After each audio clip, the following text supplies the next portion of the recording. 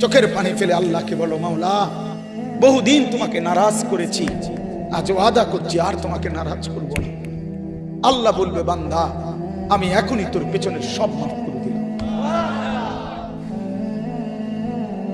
আল্লাহ বলে, বান্দা তুমি যদি রাত্রে আসো আমি রাত্রেই আসবো, তুমি যদি দিনে আসো আমি দিনেই আসবো।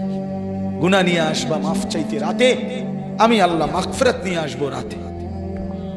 তুমি আসবে যখন, আমি আসবো তখন। তুমি আসবা এক বিগত, আমি আসবো এক হাত। তুমি আসবা এক হাত, আমি আসবো দুই হাত।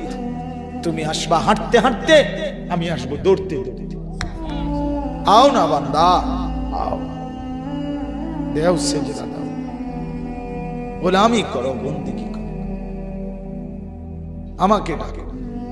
কেন ভুলে গেলাম? মা গাররাক, মা গাররাক। আল্লাহ বলছে কোরআনে, মা গাররাক। এই মানুষ, এই আমার বান্দা, কেন আমারে ভুলে গেল? কেন ভুলে গেল? আমি কি সৃষ্টি করি নাই? আমি কি অঙ্গ প্রত্যঙ্গ দেই নাই? আমি কি এমন সুন্দর সুঠাম স্বাস্থ্য বানাই নাই? আমি কি এই চমৎকার চেহারার আকৃতি দেই নাই? আমি কি দুইটা চোখ দেই নাই?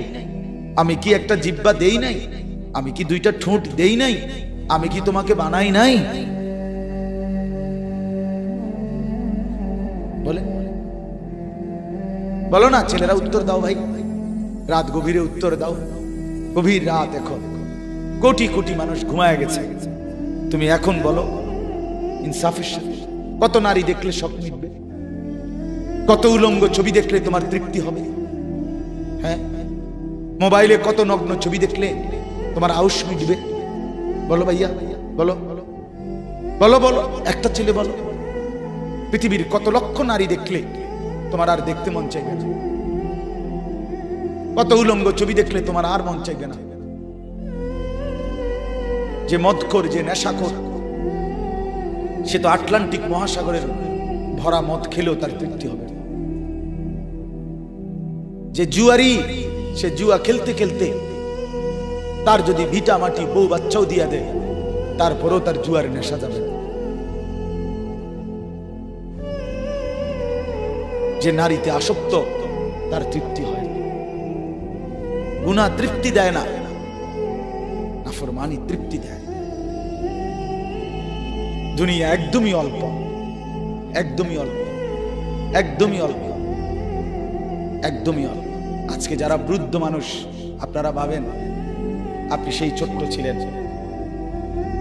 আপনি কিশোর হলেন, তরুণ হলেন, যুবক হলেন, আজ অক্ষম দুর্বল বৃদ্ধ হলেন। আর কয়েকদিন, যে কোনো দিন আপনি কবরস্থান। আজকের যুবক ভাই, তুমি ভাবো, তুমি তো প্রথম দিন যুবক ছিলে না, এক ছোট্ট কোলের বাচ্চা ছিলে। আজ তুমি ধীরে ধীরে তোমার সেই শিশুকাল চলে গেল, কিশোর কাল চলে গেল, তরুণ কালও চলে গেল। তাহলে পিছনের এই সময় যেহেতু গেছে, তো ধরে নাও যৌবন কালও চলে যাবে। কোনো সন্দেহ, কোনো সন্দেহ। বন্ধু আমার, নষ্ট হইও না, নষ্ট হইও না। জীবন বড় দামি, সময় বড় দামি, হায়াত বড়ই দামি। এত সুন্দর যৌবন নষ্ট করে দিও না।